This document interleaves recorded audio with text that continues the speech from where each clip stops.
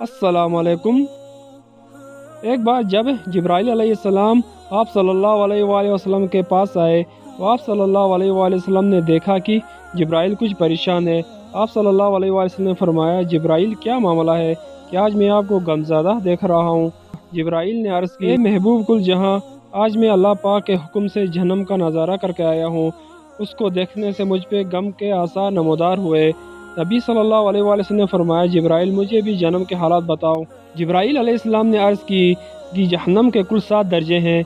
इनमें जो सबसे निचले वाला दर्जा अल्लाह ताला उसमें मुनाफिकों को रखेगा। इससे ऊपर वाले 6ठे दर्जे में अल्लाह ताला मुशरिक लोगों को डालेंगे। इससे ऊपर 5वें दर्जे में अल्लाह सूरज और चांद की सतिश करने वालों को डालेंगे। चौथे दर्जे में अल्लाह पाक आतिश परस्त लोगों को डालेंगे। तीसरे दर्जे में अल्लाह पाक यहूद को डालेंगे। दूसरे दर्जे में अल्लाह ताला ईसाई को डालेंगे। यह कहकर जिब्राइल अलैहिस्सलाम खामोश हो गए। तो आप सल्लल्लाहु अलैहि वसल्लम ने पूछा, जिब्राइल आप खामोश क्यों हो गए? मुझे बताओ कि पहले दर्जे में कौन होगा? जिब्राइल अलैहिस्सलाम ने अर्ज़ किया, या अल्लाह के रसूल, पहले दर्जे में अल्लाह पाक आपके उम्मत के गुनाहगारों को डालेगा।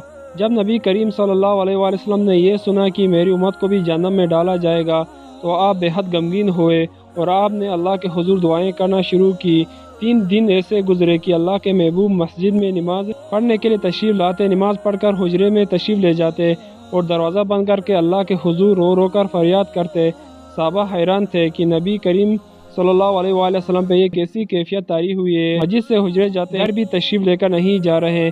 जब तीसरा दिन हुआ तो सैयदना अबू बकर से रहा न गया। वो दरवाजे पे आए, दस्तक दी और सलाम किया, लेकिन सलाम का जवाब नहीं आया।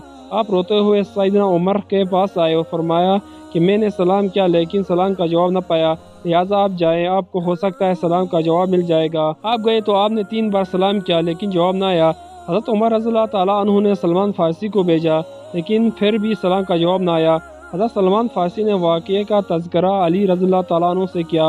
उन्होंने सोचा कि जब इतने अजीम शख्सियत को सलाम का जवाब न मिला तो मुझे भी खुद भी जाना नहीं चाहिए, बल्कि मुझे उनकी नूर नज़र बेटी फ़ातिमा अंदर भेजनी चाहिए। लिहाजा आपने फ़ातिमा रज़ियल्लाहु ताला अन्हा को सब अहवाल बताया।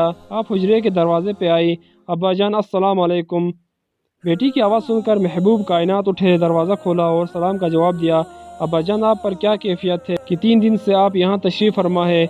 नबी करीम सल्लल्लाहु अलैहि वसल्लम ने फरमाया कि जिब्राइल ने मुझे आगाह किया है कि मेरी उम्मत भी जन्नत में जाएगी। बेटी, मुझे अपनी उम्मत के गुनाहगारों का गम खाए जा रहा है और मैं अपने मालिक से दुआएं कर रहा हूँ कि अल्लाह उनको माफ़ कर और जहन्नम से बरी कर। ये कहकर आप फिर सजदे में चले गए और रोना शुरू किया, या अल्लाह मेरी उम्मत, या अल्लाह मेरी उम्मत के गुनाहगारों पे रहम कर, उनको जन्म से आज़ाद कर। कितने में हुक्म आ गया।